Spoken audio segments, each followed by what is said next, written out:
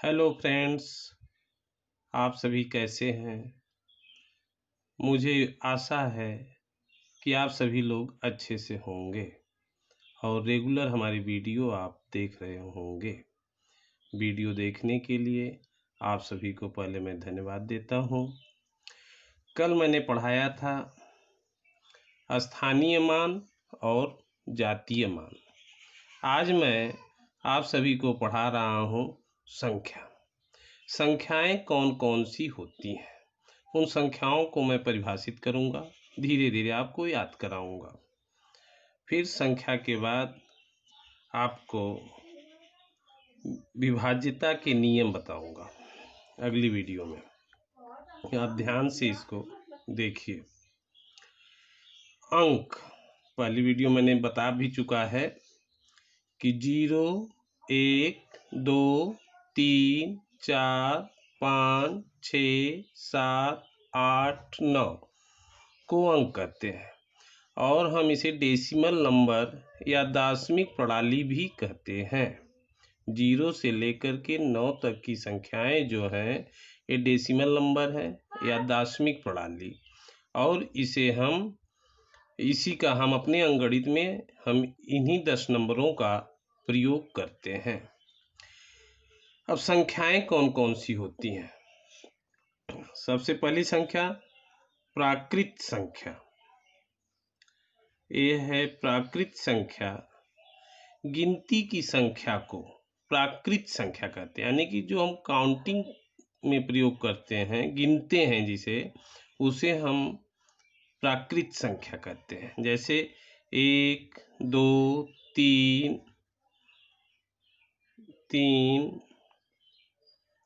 4,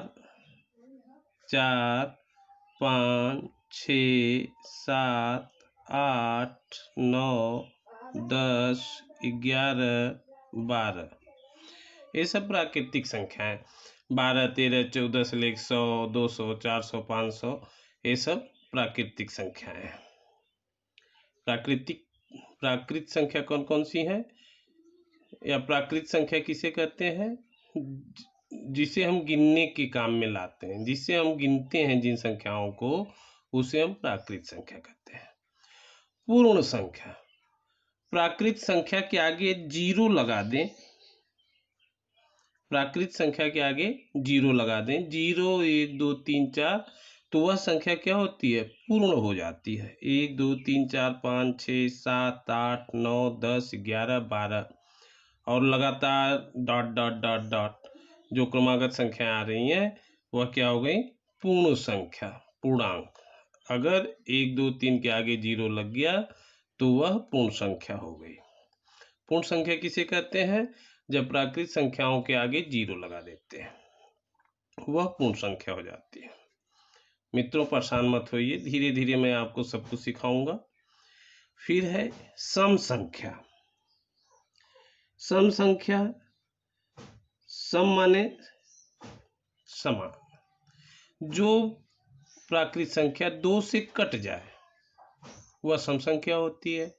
जैसे 2, 4, 6, 8, 10, 12, 14, 16, 18, जो 2 से कट जाए वह सम संख्या है। 2 से कट जाएगा, 2 एकम 2, 4, 2 दूनी 4, 6, 2 3 6, ये 2 से कट जाएगी तो इसे सम संख्या कहते हैं।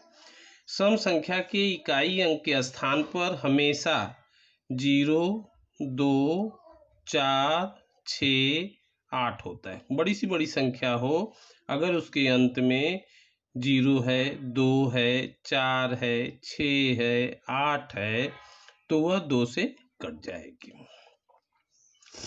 अगली संख्या है विषम संख्या। विषम संख्या जो 2 से न कटे, जो प्राकृत संख्या 2 से नहीं कटेगी उसे विषम संख्या कहते हैं। अब जैसे 1, 3, 5, 7, 9, 11, 13, 15, इसी तरह से क्रमागत 1 का अल्टरनेट करके आएगा, 17, 19, ये सब संख्याएं डॉट डॉट, ये सब संख्याएं 2 से नहीं कटेंगे। विषम संख्या किसे कहते हैं? जो 2 से न कटे वह विषम संख्या है। अभाज्य संख्या, अभाज्य संख्या को ऋण संख्या भी कहते हैं, असंयुक्त संख्या भी कहते हैं। अभाज्य संख्या को ऋण संख्या भी कहते हैं या असंयुक्त संख्या भी कहते हैं। अभाज्य संख्या किसे कहते हैं? ऐसी संख्या जो एक और स्वयं से कटे अभाज्य संख्या कहलाती है। ऐसी संख्या जो एक और स्वयं से कटे वह अभाज्य संख्या कहलाती है, या ऋण संख्या कहलाती है, या असंयुक्त संख्या कहलाती है। जैसे 2, 3, 5, 7, 11, 13, 17, 19, 23, 29, 31, 37, 41, 43, 47, 53, 59, 61, 67, 71, 73, 79, 83, 89, 97। ये नोट है। 1 से 100 तक कुल 25 अभाज्य संख्याएं हैं। 1 से 100 तक कुल 25 अभाज्य संख्याएं हैं। क्या एक अभाज्य संख्या है? क्या एक अभाज्य संख्या है? नहीं दोस्तों, नहीं, एक अभाज्य संख्या नहीं है, क्योंकि अभाज्य संख्या वह होती है जो कम से कम 2 और ज़्यादा से ज़्यादा 2 संख्याओं से कटे। जैसे अभाज्य संख्या वही होती है। एक अभाज्य संख्या नहीं है वह संख्या जो कम से कम 2 और ज़्यादा से ज़्यादा 2 संख्याओं से कटे। जैसे 2 है, 2 को हम 1 से भी काट सकते हैं। ये 2 है, 2 को हम 1 से भी काट सकते हैं, 1 2 1 2। आप 2 से भी काट सकते हैं, 2 1 कम 2।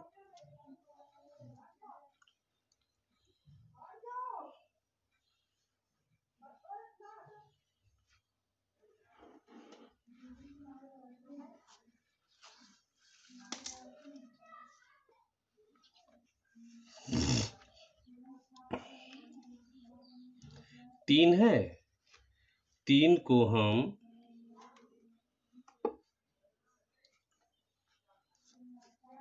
हम 1 से भी काट सकते हैं और 3 से भी काट सकते हैं।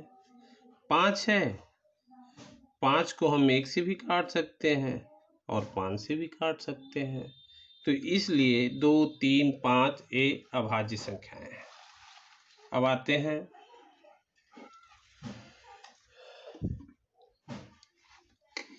अभाज्य संख्या के आगे। अभाज्य संख्या के आगे हम डॉट नहीं लगा सकते हैं, क्योंकि अंतर समान नहीं है। जिन संख्याओं में अंतर समान होता है हम उसके आगे डॉट डॉट लिख करके दिखा देते हैं, जो क्रमागत संख्याएं होती हैं या समान अंतर होता है।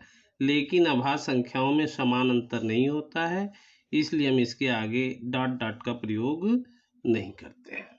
पूछ सकता है किन संख्याओं के आगे हम डॉट का प्रयोग करते हैं और किन संख्याओं के आगे हम डॉट का प्रयोग नहीं करते हैं। दोस्तों, सम संख्या में जैसे 2 4 6 8 10 12 है, इसमें हम डॉट लगा सकते हैं, क्योंकि इसका जो अंतर है वह समान है।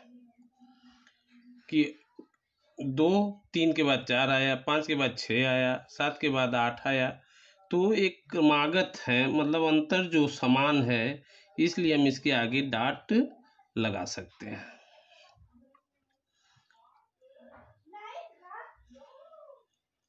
विषम संख्या, एक विषम संख्या है, ये भी जान जाइए। एक विषम संख्या है। 2 क्या है? 2 के बारे में देखिए, 2 है। 2 पहली अभाज्य संख्या है। 2 पहली अभाज्य संख्या है।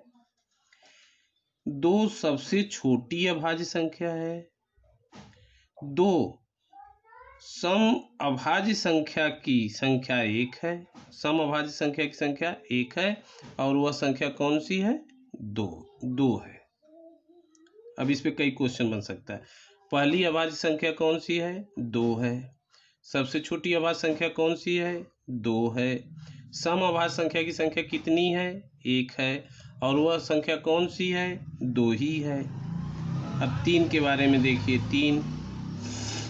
3 जो है पहली विषम अभाज्य संख्या है।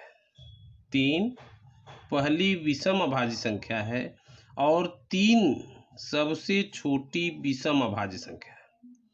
सबसे छोटी विषम अभाज्य संख्या कौन सी है? 3। अब पहली विषम अभाज्य संख्या कौन सी है? 3। 0 क्या है? सम संख्या है या विषम संख्या है? कैसी संख्या है 0? 0 एक उदासीन पूर्णांक है। एक उदासीन पूर्णांक है। इसका जवाब होगा 0 एक उदासीन पूर्णांक है। भाज्य संख्या। भाज्य संख्या को हम यौगिक संख्या भी कहते हैं और संयुक्त संख्या भी कहते हैं। भाज्य संख्या को हम यौगिक संख्या भी कहते हैं और संयुक्त संख्या भी कहते हैं।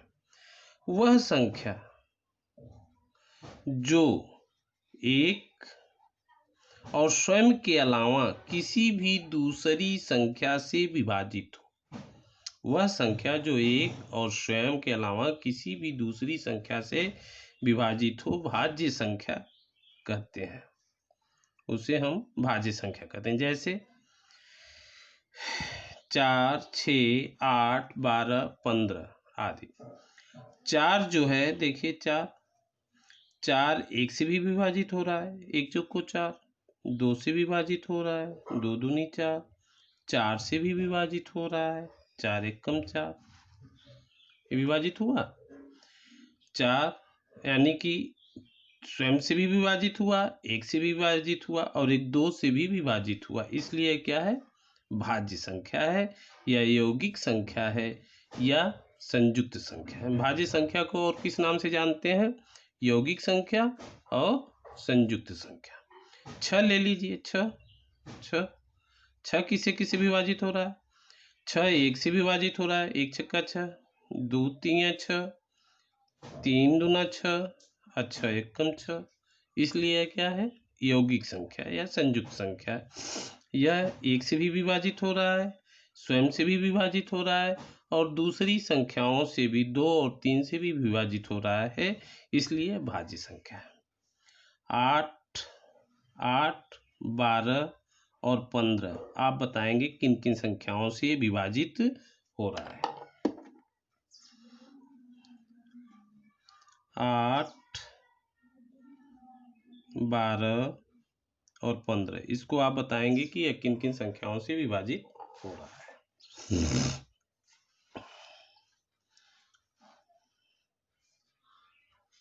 फिर है सअभाज्य या असअभाज्य संख्या। सअभाज्य या असअभाज्य संख्या को प्राइम नंबर ऐसी दो संख्याओं का महत्तम समापवर्तक 1 हो तो वे दोनों संख्याएं सअभाज्य कहलाती हैं। सअभाज्य संख्या किसे कहते हैं? ऐसी दो संख्याओं का महत्तम समापवर्तक जिनका महत्तम समापवर्तक 1 हो वे दोनों संख्याएं सअभाज्य कहलाती हैं। दोस्तों जैसे 4 5 सअभाज्य है, 5 7 सअभाज्य है, 4 9 सअभाज्य, 12 13 सअभाज्य है, 1 5 सअभाज्य। जैसे 4 9 को देख लीजिए, इसका महत्तम समापवर्तक 1 आएगा। 9 में 4 से हम डिवाइड किए, 4 दूना 8, 1 बचा, 4 यहाँ ले लिया मैंने, 1 चौक को 4। महत्तम समापवर्तक कितना आया? 1 आया। तो इसलिए 4 9 क्या है? सअभाज्य है। अब जैसे 5 7 को ले लीजिए, 5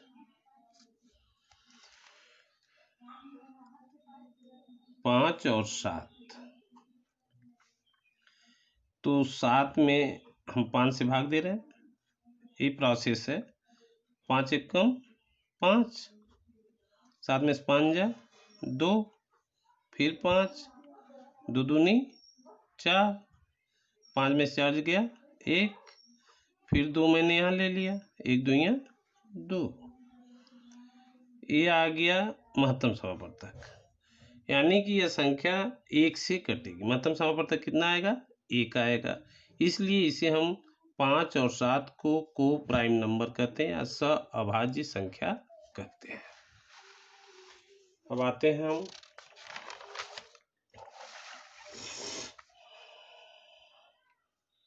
अगले पेज पे। परिमेय संख्या। परिमेय संख्या किसको कहते हैं? Rational number. परिमेय संख्या रेशनल नंबर जिसे हम p/q के रूप में लिख सकते हैं दोस्तों, उसे परिमेय संख्या कहते हैं। जैसे 0/4, 3/5, 7/11, 3/5, 5/1, 3/1, 22/7 etc। क्यू बराबर नहीं होता है 0 के। पाई जो है परिमेय संख्या नहीं है, इसका जो मान है 3.142 ये अपरिमेय है, लेकिन 22/7 ये 22/7 क्या है? परिमेय है। अगर इसको हम पाई के रूप में लिख देंगे तो ये परिमेय नहीं। अपरिमेय संख्या। अपरिमेय संख्या जिसे हम p/q के रूप में नहीं लिख सकते हैं, यानी बटा के रूप में नहीं लिख सकते हैं, जिसे हम p/q के रूप में नहीं लिख सकते हैं, उसे परिमेय संख्या कहते हैं। जैसे पाई 3.142 ये पाई का मान, √2, √5 या 2.3333 etc। अगर इस तरह की संख्याएं हैं तो उसको हम अपरिमेय संख्या कहते हैं। वास्तविक संख्या। वास्तविक संख्या क्या है? जब परिमेय संख्या और अपरिमेय संख्या का परिवार आपस में मिल जाता है, सब मिले जुले होते हैं, परिमेय और अपरिमेय मिल करके लिखे जाते हैं, तो उसे हम वास्तविक संख्या कहते हैं। जैसे 0/4, 3/5, पाई 3.142 और √2, तो इसे हम वास्तविक संख्या कहते हैं। एक और संख्या होती है अवास्तविक संख्या, जिसकी हम केवल कल्पना कर लेते हैं। काल्पनिक संख्या होती है, इसे काल्पनिक भी कहते हैं, अवास्तविक संख्या भी कहते हैं दोस्तों। जैसे √-9 या कोई संख्या होती है, हमने अपने से लिख दिया √-9, ऐसा हो सकता है, -√9, √-15, -√15, -2, √15, ये काल्पनिक संख्या, यह केवल काल्पनिक है, मान लेते हैं। फिर आगे देख लीजिए जरा सा, ज़्यादा लंबी वीडियो नहीं करूँगा। भाजक किसे कहते हैं? जिस संख्या से भाग देते हैं वह भाजक होता है। जैसे हमने 19 में 3 से भाग दिया, 19 में 3 से भाग दिया, 3×6 18, 3 क्या है? भाजक है। जिसमें भाग दिया जाता है उसे भाज्य कहते हैं। जिसमें भाग दिया जाता है उसे भाज्य कहते हैं। जो रिजल्ट आता है वह भागफल होता है। 3×6 18, 6 क्या है? भागफल है। और जो शेष बचता है, नहीं कटता है, उसे हम शेषफल कहते हैं। भाज्य अगर पता करना है तो एक फार्मूला आपको याद करना होगा, भाज्य बराबर भाजक गुणे भागफल प्लस शेषफल। भाज्य बराबर भाजक गुणे भागफल प्लस शेषफल। दोस्तों देखिए, जैसे हमने ऐसे ही निकाला है, ये 19 है, भाज्य को रख लिया, भाजक गुणे भागफल कर दिया, 3×6, 3×6 18 +1 19, ये 19 आ गया, 19 आ गया यहाँ पे। इस तरह से हम भाजक भागफल शेषफल पता कर लेते हैं। और बाड मास का सूत्र भी आपको याद करना है, BODMAS, बाड मास। बाड मास B से ब्रैकेट, O से आप, D से डिवीजन, M से मल्टीप्लिकेशन, A से ऐड, S से सब्ट्रैक्शन। अगर हम सबसे पहले सवाल में ब्रैकेट दिया है उसको तोड़ेंगे, ये बार है, ये छोटा ब्रैकेट है, ये मझला ब्रैकेट है और ये बड़ा ब्रैकेट है। सबसे पहले बार को तोड़ेंगे, फिर छोटे ब्रैकेट को तोड़ेंगे, फिर मझला ब्रैकेट को तोड़ेंगे, फिर बड़े ब्रैकेट को तोड़ेंगे, फिर आप को तोड़ेंगे, डिवीजन को तोड़ेंगे, उसके बाद मल्टीप्लिकेशन गुणा करेंगे, फिर धन जोड़ेंगे, फिर घटाएंगे। और इसी के साथ मित्रों आज का ये वीडियो हमारा समाप्त होगा। मैं आप सभी से आशा करता हूँ, उम्मीद करता हूँ आप लोग अच्छे से सीखे होंगे। और वीडियो अच्छी लगी है तो इसे लाइक करें, सब्सक्राइब करें और शेयर करें। आप सभी को धन्यवाद।